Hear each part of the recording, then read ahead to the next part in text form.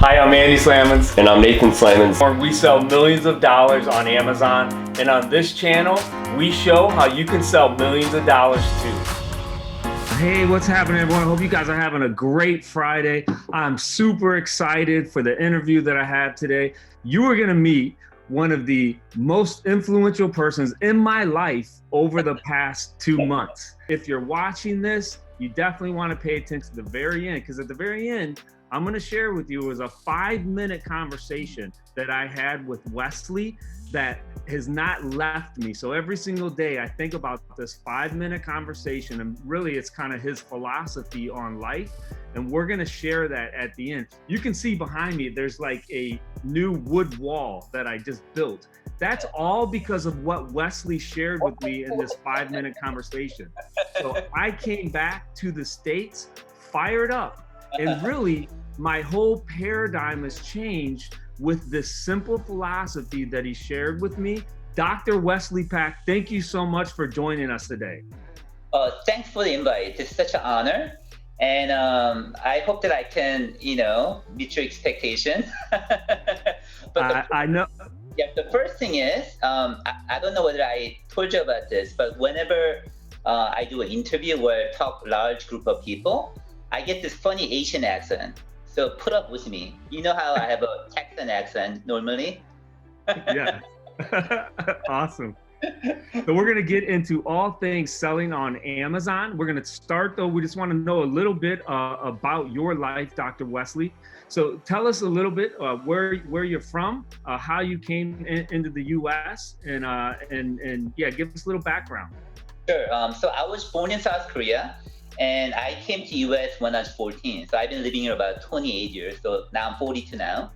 So I went to school in Fairfax, Virginia, went to high school and college in East Coast, and then moved around because of my wife. She was in the Air Force.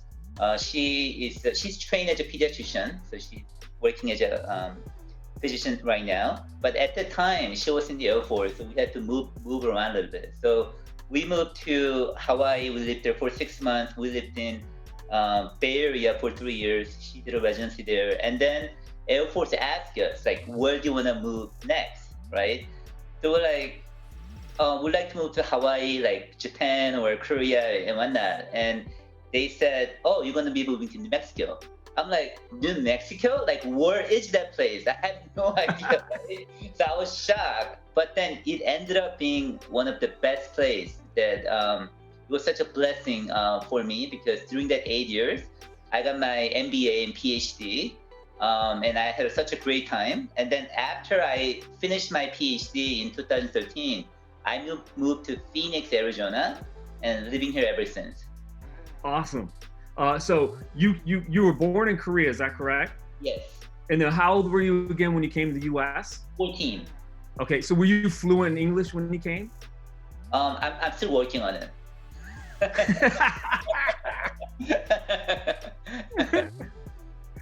So you went to high school then at 14, right?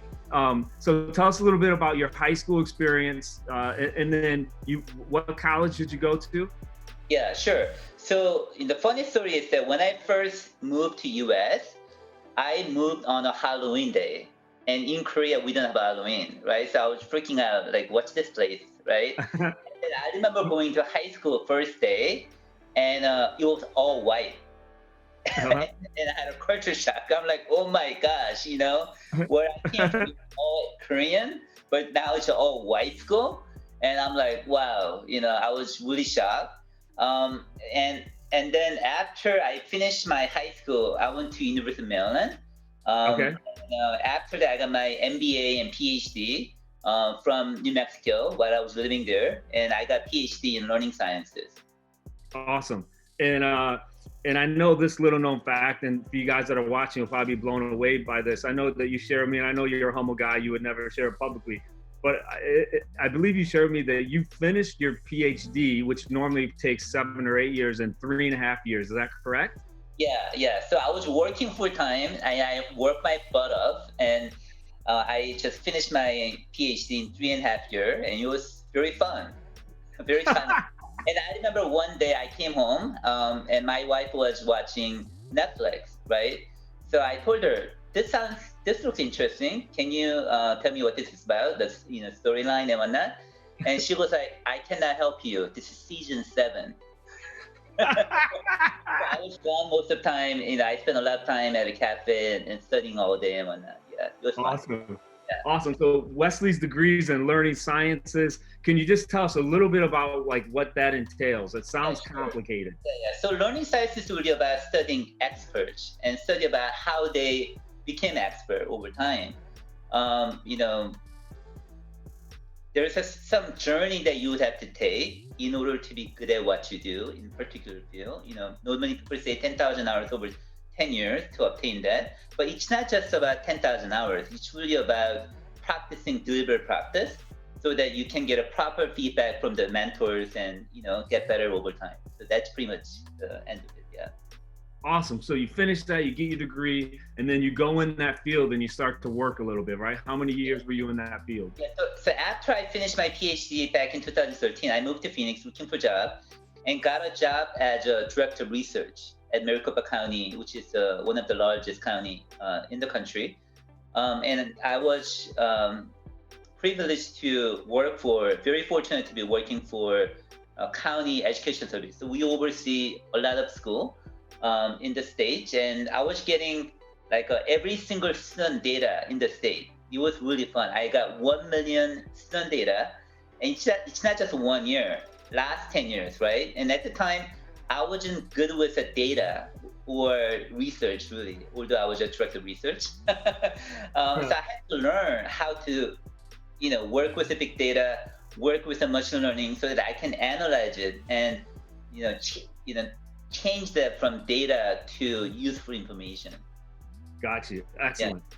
So for those of you who are watching, I'll give you a little more background. So Wesley's wife, she is a doctor as well, a medical doctor. She's been in the field, right, for a number of years. Yes. And so, folks, just great DNA, I guess is what I want to say. I think you shared with me too, you graduated at the top of your class, right? Yeah. So I got my distinction for my dissertation and conference exam. So I think I can say that. That's awesome.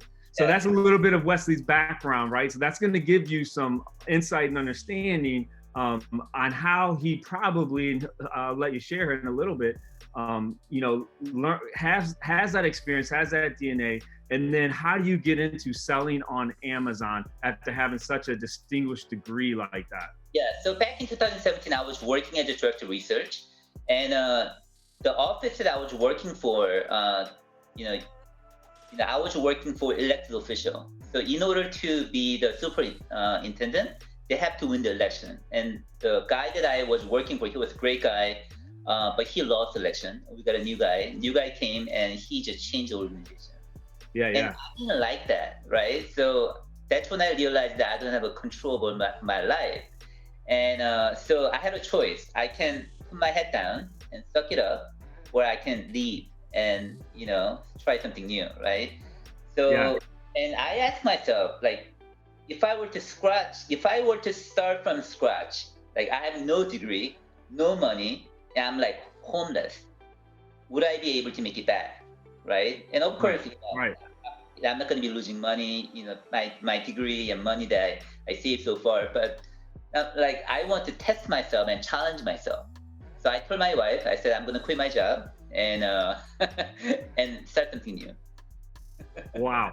I just, and I know like different people talk about this, but it's funny how sometimes changes happen. Like maybe maybe you're inspired by something, right? And you're willing to take that leap. But oftentimes, and this is how my life has operated, it's like a crisis or something kind of goes bad, because I often tell people I'm not like a natural leader, right? If I'm forced to lead, then I'll lead. But sometimes like it takes, I don't know what the word I'm looking for, a little bit of pain maybe to move me. Which is, I think, for like folks that are watching, that's encouraging, because, and I know like talking to a lot of people that are just getting started selling on Amazon, sometimes they've gone through some type of painful experience, right? And that desire, like you just said, to kind of control their own destiny is what pushes them into entrepreneurship. Yeah, I mean, looking back, it was such a blessing. So I quit my job. I came home, and the first thing that I did was I spent hours watching YouTube, right? And I wanted to know how to make money while I'm sleeping. I wanted to figure this out, right? And one of the first YouTube videos that I watched was actually you, Andy. I watched your YouTube, and I was thinking, this guy must be a scammer, right? This guy he's not real, and he's lying all the time and whatnot. And I was watching a lot of video of yours, and then I watch other people, and Yep. and I noticed that a lot of people are talking about Amazon FBA, right? I'm like, this is so interesting because I don't know anybody in person that does this. I wish that I had that person back in the day, but I didn't know anybody. And I'm Right. like, okay, maybe this is possibility. Maybe Andy's not a scammer. Maybe he's telling the truth, right? So let me give it a shot and see what happens. So this was back in 2017, and I tried with my first product. I was thinking, I'm gonna basically put $10,000 in a trash can and see what happens. Okay. Yeah. So I got my product in Amazon warehouse, and within a month or two, I sold out. Right, sold out all the products, right? And Wow. I'm like, oh my gosh, this thing works. So from what month? Do you remember what quarter that was? Was it like second, third, yeah, fourth? quarter four. Wow. And I'm like, wow, this thing works. And I was excited. And of course, I didn't have anybody to talk to. I was just in my office. I'm like, got excited, and then I decided to scale this up. That's what I Wow. did. Yeah. Yeah. So I mean, I find that so fascinating. The place to go to now is YouTube. The how-to videos on everything. My TV broke like 6 years ago. My wife went to YouTube. She typed in how to, and then the model number of the TV, and the next thing I know, she's soldering a chip, on the back of the TV, and she has it fixed. That's what I love about this. When I got into it 5 years ago, basically how I got into it was watching interviews just like you and I are doing right now, from real people who are real sellers. Yeah. And so I'm pumped about that. Those of you that are listening to this, those of you watching this, just understand, and we'll get into it in a little bit, that Wesley within 2 years has built his brand. He'll sell over $1.6 million, I believe, this year, right, of your brand. Yeah. You've done that in 2 years. You never paid for a course, correct? No, I just free YouTube videos. That's what I do. Yeah. Free YouTube videos. So if you're listening to this on a podcast, if you're watching it right now, you don't have to buy a course, okay? You can go to YouTube, aggregate the information, get your capital, and then go to work. So let's talk a little bit about this, because I'm sure the learning scientists, probably, the field of study that you spend a ton of time in, did that help you, with the product selection process? Because, and this is a question I'm sure that the viewers and listeners have, especially newer sellers on Amazon, they always ask me, this is the $1 million question. Andy, what product am I going to sell? And then how do I find my product? So share with us a little bit about kind of your product selection process. Yes. So my approach is basically how Charlie Munger does it. So Charlie Munger is Warren Buffett's partner, and I love him. I think I enjoy listening to wisdom and also his humor. So when he picks business or investment, the way that he chooses is he would say something like, "How do you catch a lot of fish?" Right? And people would say, "Oh, I would use a special bait, or I would use my skill to catch a fish and whatnot." And he says, "No, that's not how you catch a lot of fish. The way that you do this, you have to find a place where there are a lot of fishes, right? So you go there, and what's going to happen is that there will be a lot of fishermen, because when you see a lot of fish in a pond, there will be a lot of fishermen. So what you have to do, you have to get out of that place, and you have to find other place. It might be smaller pond, but with less competition, right? So the bigger pond, we call that place red ocean, because it's bloody. People are fighting and battling and whatnot, right? Like on Amazon, we call that the supplement industry. Yeah, exactly. Yeah. Where garlic presser, right? So, so you don't want to go there. You want to go to a blue ocean um, with a less competition, with a good margin.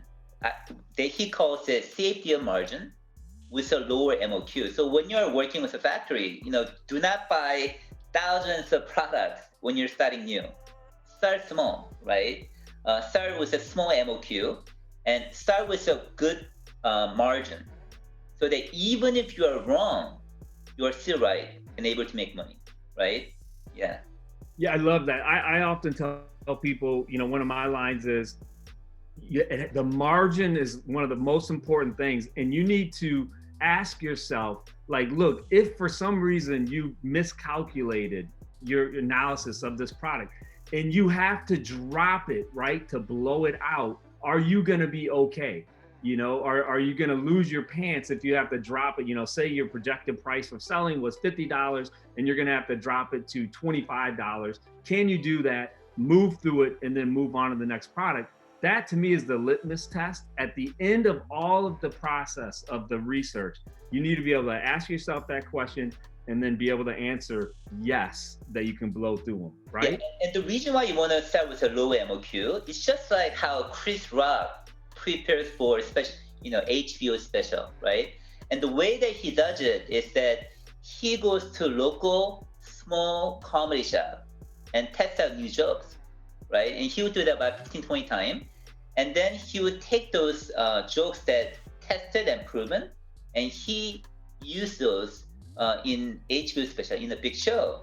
So the lesson here is start with a little batch and see what comes back. And when you hit big with that little batch, that's when you feed the monkey, right? You want to feed the hungry monkey so that you can really grow your niche market. But now, so let me ask you though, a very nuts and bolts question. Sure. Because, especially for newer sellers, when they've identified a potential product, they now go to Alibaba and they haven't been to China. And then now they start talking with these manufacturers or trading companies on Alibaba, and they all say 1,000 MOQ, right? So what are some nuts and bolts advice or suggestions or tactics that you can give folks to be able to order lower amounts? Yeah, so negotiating with Chinese factory owners or salespeople, it's very difficult. I think I read once that Chinese had 5,000 years of experience negotiating, whereas American we only have 300 years, right? So it's really difficult. The first step is you want to be respectful, right? Especially when you're dealing with the Asian guys who are the owners and salesmen, they have a lot of egos, right? So you have to be highly respectful to them when you talk to them. So that's number one. Number two is shop around. Because if you try to negotiate with one person, it's not going to work, right? The way that you do this is that you talk to multiple factory salespeople and let them sort of compete for your business. And that's sort of how you can lower the MOQ. And it will not happen all the time, but sometimes it does, right? So basically you tell them, although I'm going to be starting small, but if this works, I'm going to be your best customer. Yeah, I love that. And when Wesley and I were just in China, I think that you and I kind of had an eye-opening experience when Steve Simonson, that's the host of the trip that we went on, he took us to a large trading company. They have 1,000 employees, and we were able to sit in on one of the managers' presentations. And what was interesting to me, and I've used trading companies before, but I really liked how Steve's philosophy was on potentially using trading companies. And I think especially relevant to sellers who are newer and maybe just getting in the game. Can you just share a little bit like what your thought process is behind that, like what Steve shared, and how as newer sellers, like using a trading company like that, you might be able to get a lower MOQ, right? Yeah, absolutely. So trading company has a bad rep, among Amazon sellers. The way that most people think, we just think that trading company is a middleman. They just want some cut and they don't do anything, and that's pretty much it, right? But the trading company that we met in China, they actually bring a lot of value to the table. They do a lot of prep work, they do inspection, they look for best factory for you. So I think although we're using same word like trading company, it's a two different type. I think the trading company that people talk about is really about just a middleman who just gets the cut. But the trading company that we're talking about is people who actually bring a lot of value to the table and will do a lot of work for you, right? Yeah, I think for newer sellers, that are just getting into the game, and like you said, maybe are just testing products or starting to, or would want to start with the lower MOQ. This trading company we went to, I was blown away. They understand like how to send product, how product needs to be properly labeled to send into Amazon. They have multiple warehouses throughout China. They have multiple employees, right, that are in different geographical locations in China, which is really relevant because depending on your product, there are different regions where, like if you're using a apparel product or if you're using an electronic product, most of us know it, that's going to be in Shenzhen. And so by having multiple people through all those locations, it's going to be a little closer to the factory.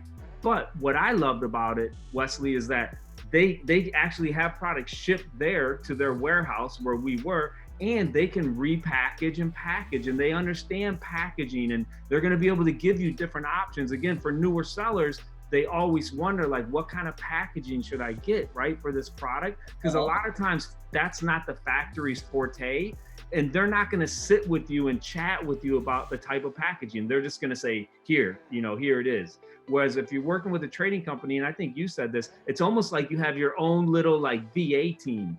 Yeah, absolutely. Yeah. And I think Steve's advice on that was great too. And he said, maybe as you grow, there might be a time where you no longer need them. But I would imagine that's probably when you're getting over millions of dollars, because maybe then their cut is a little too much. But at the same time, it can be painful dealing with a manufacturer. And I'm sure, this, Wesley. Share with us a little bit about the pain points of, working and really manufacturing your own product. Yeah, I think when you're working with a Chinese factory for the first time, it's nerve-wracking because you never met them. You only spoke to them through WeChat, right? And you have to like wire like $30,000, $50,000 without meeting them and so forth. And I didn't even do Skype, just all through WeChat, right? So it can be nerve-wracking, and you really do not know what you're gonna get. Like we tend to generalize like Chinese people or Chinese factory people. But they're all different. Some people are good, some people are bad. Just like what we have in US, some people are jerks, some people are great, right? So you really do not know what you're gonna get. So it also plays some luck there too. So it's actually better if you actually can actually go to China, meet them, and sort of talk about things over. It's a lot better that way. But when you do it through Alibaba, although it's very feasible, it can be a little bit hard and challenging, I think. What are some of your preferred methods of product research? So like for me personally, I like going through the Amazon catalog organically and really, looking for potential keywords that I can capture real estate for at a relatively low cost. So it's not even necessarily products, although I will look at products, but once I find those products, what I'm really going for is keywords. That's just me personally. So, if you don't mind, if you just share a little bit, like what are some of your preferred techniques? So the way that I do it is a little bit different from other people. I have a team of 3 people. I have 3 VAs working for me. One person does sourcing. So I spend a lot of time training her how to do sourcing properly. So every day, for several hours, she goes out and does sourcing, right? And then she put together a list of things that she thinks is good, right? Based on my requirement. And then what I do is that I go through those, and then if I think it's good, then she goes to Alibaba, get the margin, and we'll get the margin to see whether it makes sense or not, right? So for me, it's really about going back to the fish story. It's really about finding a blue ocean with a good safety margin with low MOQ. Because in the beginning, I would say I'm about 50 to 60% right. I wish that I can be 100% right, but I'm not, because there's just so many different variation whether you can be successful with that particular product, right? You might have a really bad time with PPC. Maybe the weight was too heavy, and it's gonna cost you more than you thought. So you never know what's gonna happen. So the first, and also the quality of the factory too. So you just don't know. So in the beginning, my recommendation would be take a little batch. Don't think that it's going to be home run. Don't get excited. Don't get emotional about this, right? So another thing to remember is that product is not your baby. Do not get emotional, or do not be attached emotionally to your product, right? That product is a tool. Just hammer, right? It's just hammer. If it doesn't work, throw it away. If it works, then keep it, right? That's how you want to do it. Awesome. So I just want to recap, and this is what kind of blew me away, Wesley, is how you've created systems and processes. And I think you have 3 full-time VAs that work for you, all with a different job tasks, because your goal is to really automate this process so that you have to spend the least amount of time as possible. And I think over the last 2 years, you've been very good at executing that, right? And trying to pull yourself back and trying to empower them to be able to make as many decisions as they possibly can. And this is not, in fact, you may be one of the only ones that I have met this early on, under 2 years, that has been able to do that. Talk about how helpful that has been for you to have these 3 full-time VAs that are working and helping your Amazon business. Sure. So let me tell you this story. This actually happened a couple of weeks ago when I was in China. So after we spent about 12 days together, I decided to visit my factory that I've been working with for 2 years, right? And what I wanted was I wanted to get a 30-day term from them, right, to improve my cash flow. So I planned it out, and what I did was I decided to visit their competitor's factory first, right? And I told the factory owner that I've been working with, I told them to pick me up from his competitor's factory, right? And they know each other. I know that. So I spent some time, having lunch with the competitor factory owner and the employee, and we were just having conversation. And this employee looked at me and said, my owner is very busy. He's a very busy guy. He's like, bragging and whatnot. And he looked at me and said, "Are you busy?" Right? And I said, "No, I'm not busy. And my job is not to be busy, right? My job is to work on my business, and I shouldn't be working my business. And my job is about creating a system and scaling up, rather than working in my business and creating shipping label, right?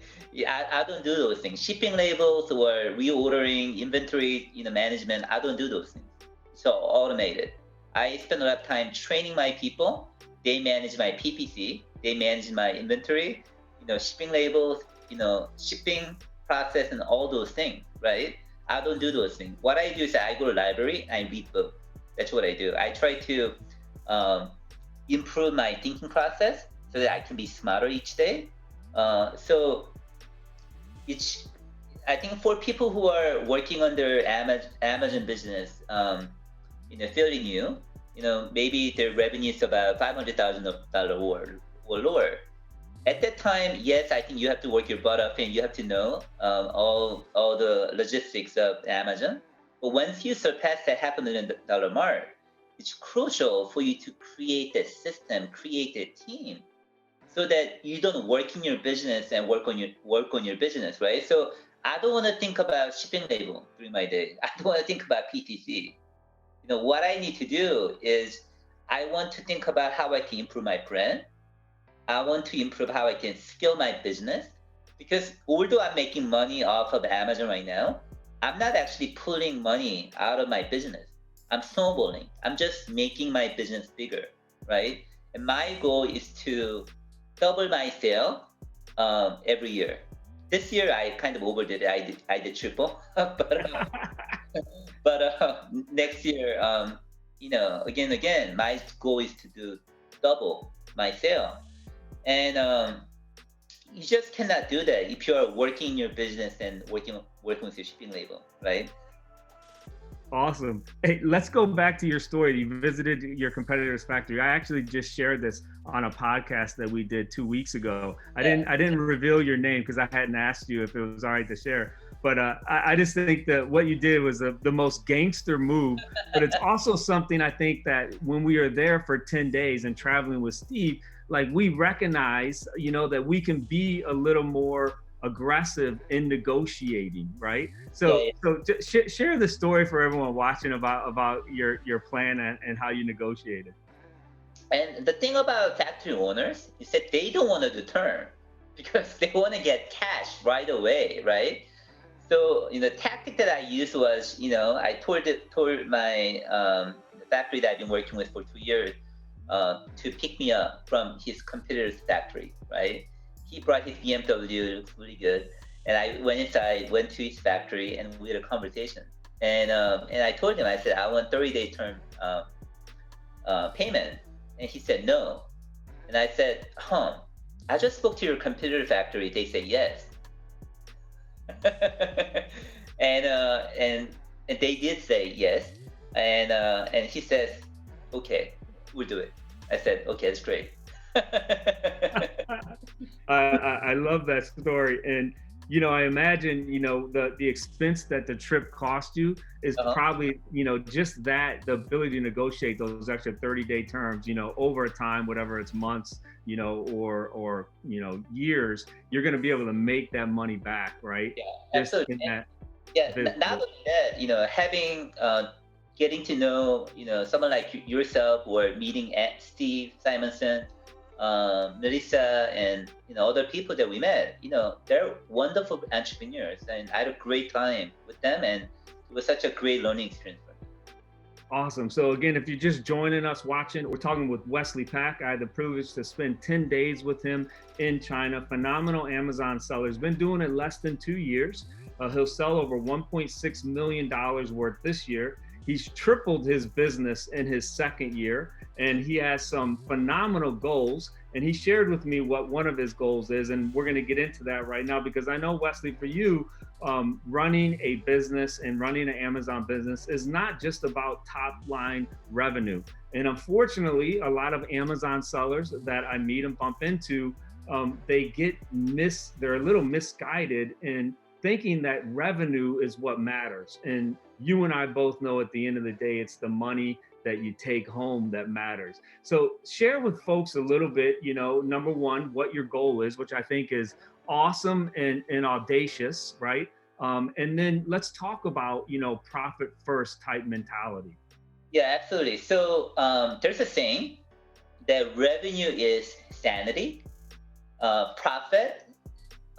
revenue is sanity, profit is sanity, and cash is the king, right? Just because you are making millions of dollars in revenue, it doesn't mean that you are actually making money, right? When you look at restaurant business, their margin is 5%. So when you're making $1 million in revenue, you're making $50,000, right? So you're not making that much. And especially with the Amazon business, you gotta track your financial manually. It's so important that you do that. Just because you are making $1 million in revenue, it doesn't mean anything. You might be actually losing money, right?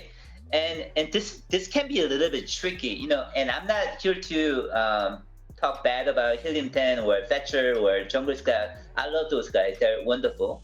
But the problem with their financial dashboard is that the information that they're getting from Amazon, sometimes it's inaccurate, especially with the sponsored brand information they get, right? So you got to be very careful about calculating how much you are really making. You got to really look at the true profit margin, right? Are you putting your custom and duty fee? Are you putting the shipping fee between China to your 3PL warehouse, and then 3PL warehouse to the UPS shipping to Amazon warehouse, right? You gotta, and are you calculating PPC? You gotta look at all those costs very carefully to see whether this one works or not. And it's not just about looking at the number as a whole, but rather look at this by product so that you can sort of decide whether you want to continue or you want to get rid of that particular product. You have to know your numbers. You have to treat it like a real business. It is not a hobby. And unfortunately, Amazon makes it a little bit easy because they do all the fulfillment that, you know, a one-person team, they can scale up to $1 million relatively quickly. But if you are not using good bookkeeping and good accounting practices and understanding profit first mentality, right, with your business, you could end up in a whole lot of trouble and a whole lot of debt thinking that you're making money when you're really not. Here's the thing, and this is one of the reasons why I brought Wesley on. He is the first Amazon seller that I have ever met in the 5 years that I've been in this space. He's actually created a custom software that gives him his exact profit on a daily basis in conjunction with using a VA who he has trained. So he knows his exact profit on a daily basis. When he showed me that, when he showed me the awesome dashboard, my mind was blown. So Wesley, just talk a little bit about, you know, what your thought process was in coming up with this dashboard, and then how you've trained your VA to work with it. Exactly. So going back to when I was working as a director of research, you know, I had to learn how to handle big data. At the time, I didn't know how to. And so I spent 3 years learning that process. So I knew that creating beautiful visualization doesn't mean anything if your data is incorrect, right? You know, I'm not in about, you know, I don't care whether the visualization is beautiful or not. I want the number to be correct, right? So the first thing that you want to do is you want to do it manually, just to see whether it actually is telling the truth. And then after that, you know that it's a fact, then you turn that into visualization dashboard, right? So I spent a lot of time working with my VA to create that system so that I don't have to spend time on it. You know, my job is working on my business, learning and talking to great mind so that I can get better over time. And I don't want to think about PPC or the financial dashboard and whatnot. My job is really allocating capital, grow my business, and so forth, right? So going back to the dashboard, it's so important because, you know, there are some products that I was losing money.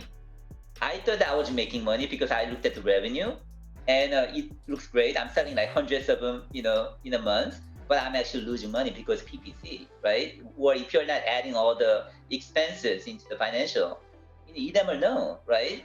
And you think that you're great.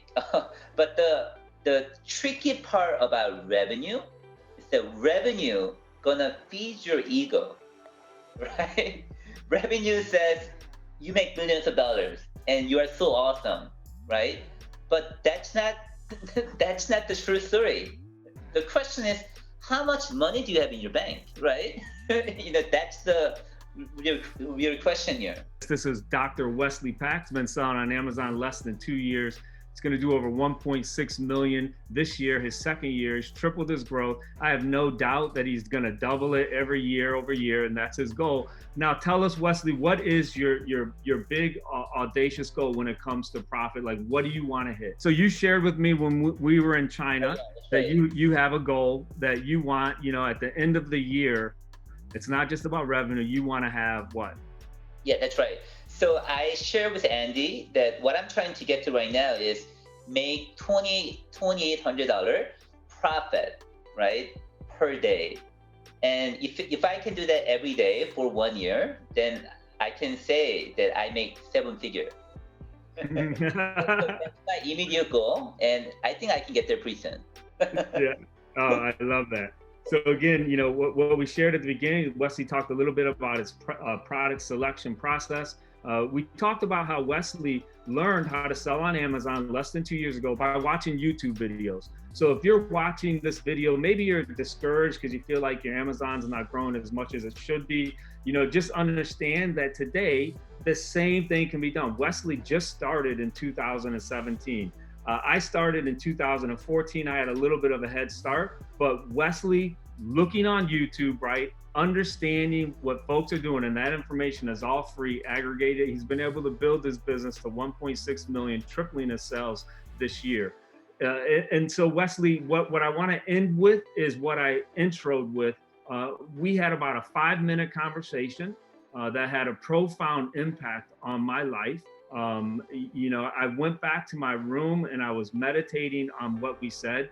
I have only had a few people that have spoke into my life, really like you spoke into it at that time. And you actually, there was a number of things that you said, but this one particularly struck me. And why I want to share this at the end of this business podcast, where we're talking about growing your brand on Amazon, because I honestly think that this is the foundational level where if people can get this concept, then the business, right, and the execution is going to be much simpler. And so, Wesley, basically you told me that there was a past Andy, a present Andy, and a future Andy. And I want you to share that kind of what you share with me. Sure. So this is actually based on research. When you look at some research article from Harvard or UCLA, you can actually find this. So oftentimes people think a lot about what happened in the past. And some people think about what's happening now, right? But really, people don't think about what's going to happen in the future.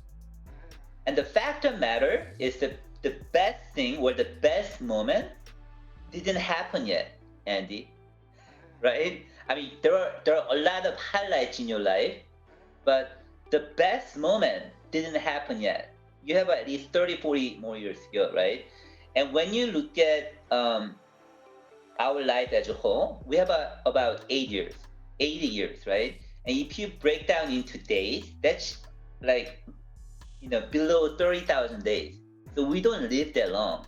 And people say that life is short, but the fact of the matter is life is actually very long, but we make it short, right? We use 1/3 of that for sleeping, 2/3 we work for other people to make other people rich. Last third, we're so tired, we just watch Netflix and we're done, right? That's how we spend time.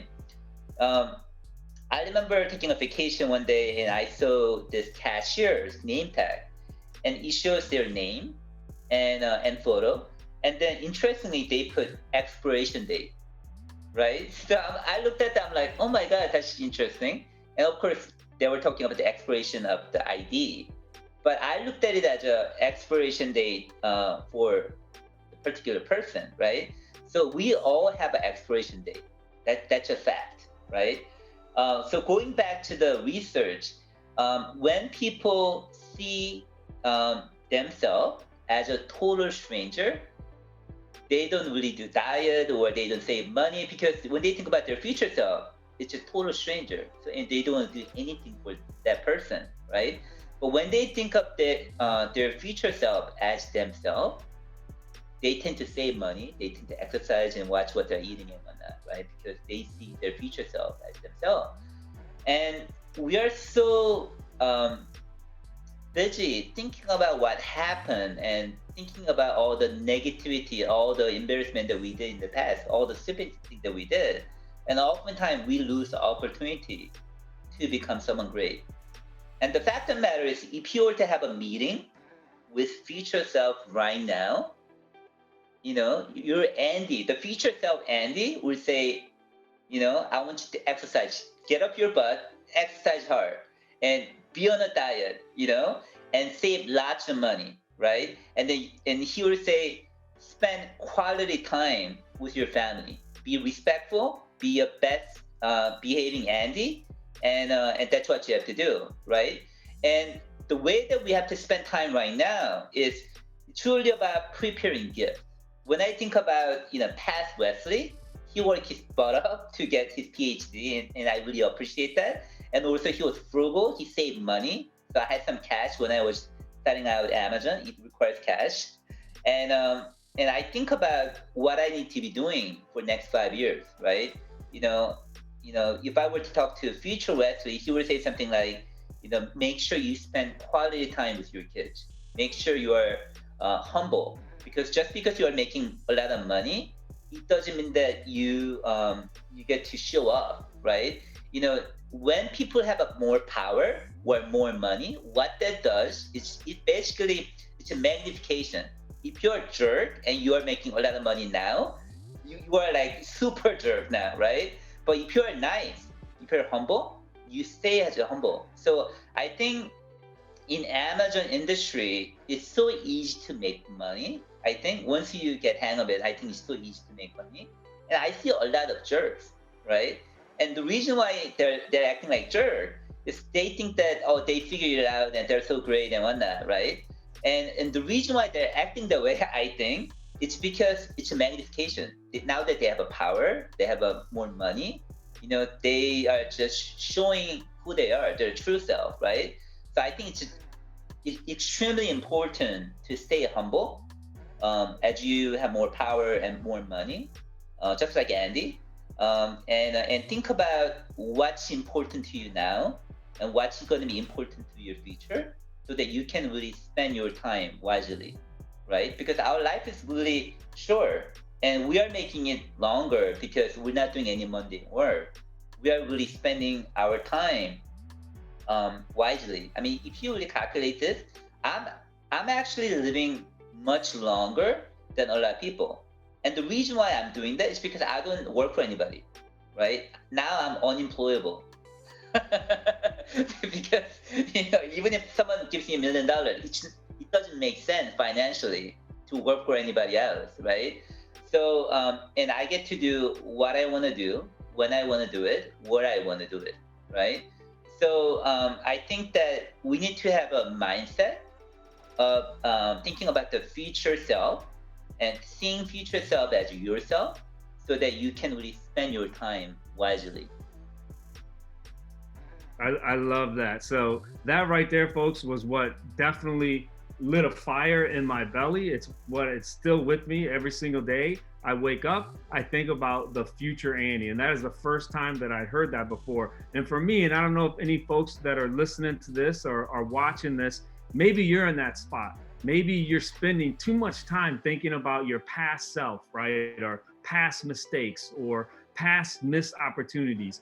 I know for me, for my personality, until Wesley said this, I honestly think I was giving too much brain time to those type of thoughts instead of brain time to what future Andy is going to be, and then executing on becoming, right, and getting to that future Andy. That's why when I came back from the trip, my wife, she probably thinks like I'm in a mania state, because I really have not stopped, and I'm really trying to execute, right, on that vision that you just talked about. And I love it. I feel more alive. I feel more energized.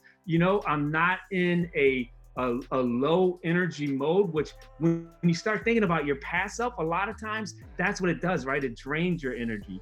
Yeah. And so, again, I'm super thankful that you shared that with me. You really spoke into my life. I hope that those of you who are watching this, or if you're listening to this, I hope that same message can speak into your life and propel you, like he said, to be a better friend. If you're married, to be a better spouse. And then obviously to crush it on Amazon, with a lot of the things that Wesley just talked about. I love your philosophy of outsourcing every possible piece that you can outsource, so that you can become, better at understanding how to scale your business. That's phenomenal. So we're going to end the interview. Those of you who are watching, thank you so much for hanging out. This group is called Amazing Freedom. And I chose that tagline because of what Wesley just shared.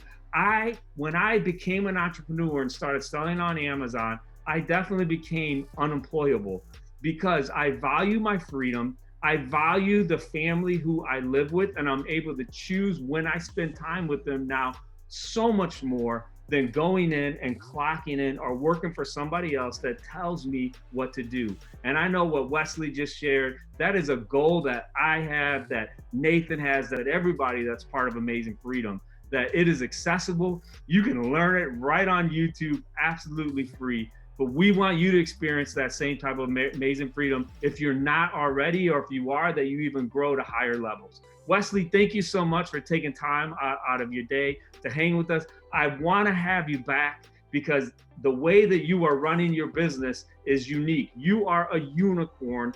I'm excited to see your continued growth, and I would love to interview again so that we could even dig in deeper and get into some of the nuts and bolts of things that folks can really learn from you and execute on in their own business.